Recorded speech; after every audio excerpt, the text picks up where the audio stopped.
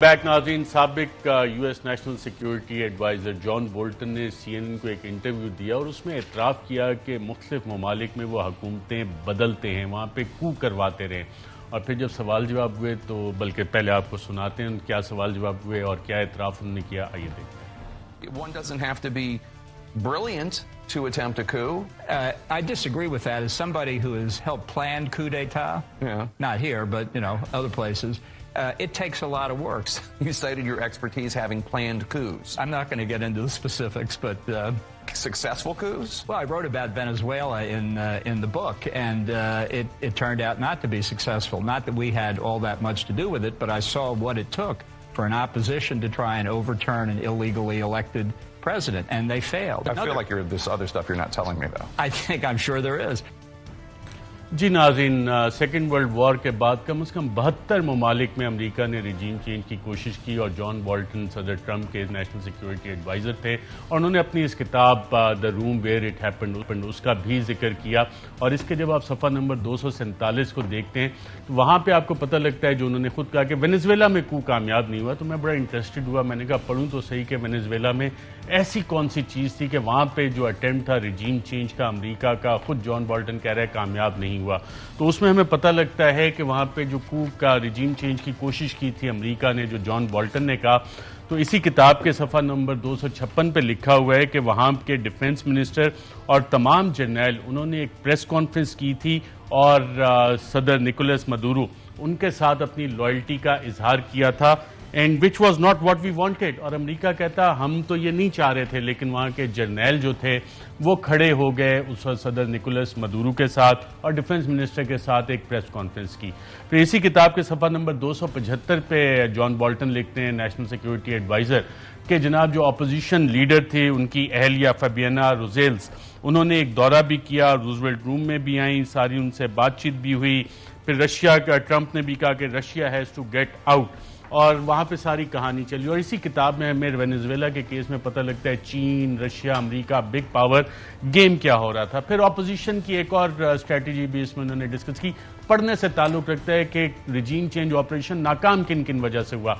Opposition ने वहाँ की जो सुप्रीम कोर्ट थी, सुप्रीम ट्राइब्यूनल ऑफ जस्टिस, ये सफ़ा नंबर 277 पे है, उसको अप्रोच किया, जो कि अमेरिका की सुप्रीम कोर्ट के बराबर होता है, कि जो नेशनल कॉन्स्टिट्यूएंट असेंबली है वेनेजुएला की, मदुरो की, उसको फ्रॉडुलेंटली इलेक्टेड लेजिस्लेचर को इलेजिटिमेट करार दे दें।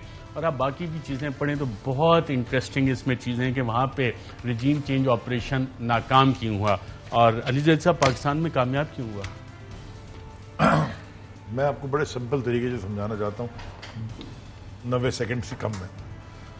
सारों ने मुदाखलत मानी है, कैबिनेट के मिनट्स हैं, नेशनल सिक्योरिटी काउंसिल की मीटिंग के मिनट्स हैं, उसका डॉसियर है, सब ने कहा मुदाखलत हुई। हाँ जी, मुदाखलत क्या होती है कि मैं अरशद शरीफ साहब आपके घर में, आपके मुलाजिम, सुन लेना, आपके मुलाजिम है, आपका कुक है, जो मर्जी है, मैं उसको जाके बात करना शुरू कर दूं डायरेक्टली, आपका पड़ोसी होते हुए, तो इसे कहते हैं मुदाखलत। वो नहीं मान रहा मेरी बात, फिर मैं उसको कहूं कि बेटा मैं तुझे उठवा लूंगा, तेरे पे FIR काटूंगा और तेरे साथ बहुत बुरा करूंगा, इसे कहते हैं धमकी। हो गया, अभी तक वो आपके घर में है, मैं मुदाखलत कर रहा हूं उसके थ्रू और उसको धमकी दे रहा हूं। लेकिन जिस दिन वो कुक आपके बजाय जिसको तनख्वाह देते हैं मेरी बात मानना शुरू कर देना, इसे कहते हैं साजिश। साजिश ही कुक होता है। ये जो जरदारी और ये जो नून लीग के ये शहबाज, ये सारे साजिशी हैं, दे आर द कंस्पिरेटर्स। आप इमरान खान के लिए भी ऑप्शन बहुत आसान था कि अमेरिका के लिए अमेरिका के साथ उन्हीं के गुन गाते, और इमरान खान को कभी ऑफर हुई थी कि जी आप भी अमेरिकी कैंप में आ जाए, तो इमरान खान क्यों नहीं अमेरिकी कैंप में गया? इमरान खान पाकिस्तान, क्योंकि इमरान खान पाकिस्तान के कैंप में रहा ना। ऑफर हुई थी एजेंट बनने की, इमरान खान पाकिस्तान के कैंप में रहा अरशद, और इमरान खान पाकिस्तान के कैंप में रहेगा, और हम इसलिए इमरान खान के कैंप में क्योंकि वो पाकिस्तान के कैंप में।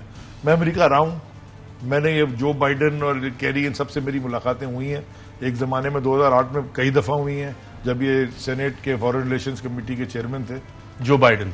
हाँ, बहुत दफा हुई है। इमरान खान भी थे उस मुलाकात, एक मीटिंग में वो भी थे, मेरी को 3-4 दफा हो चुकी है। तो उस मीटिंग में क्या ऑफर, मगर मैं ये नहीं कहूंगा कि मेरा बड़ा अच्छा दोस्त है, यहाँ पे लोगों को शौक है कहने का ना, एक क्या ऑफर दी गई थी उस मीटिंग में? उस मीटिंग में कहा गया था कि बेनजीर साहबा की शहादत हो चुकी थी। 23 जनवरी 2008 की ये मीटिंग थी और हमने इलेक्शन का बायकॉट कर दिया था।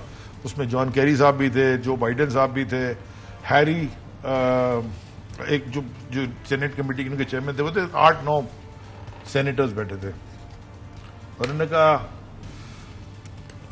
एक सेनेटर भी मुझे नाम याद नहीं आ रहा उनका, बड़े पाकिस्तान का उनका अच्छा ताल्लुक था, आते जाते रहते थे। उन्होंने कहा कि mister Khan, we know that you understand the West and the East very well and you can create a brilliant bridge, how can we help you? Tom Harkin senator ने कहा। हैरी रीड के कमरे में मुलाकात हुई थी, उनके कॉन्फ्रेंस रूम में, जो कि उस वक्त चेयरमैन थे पार्टी के सेनेट में डेमोक्रेटिक।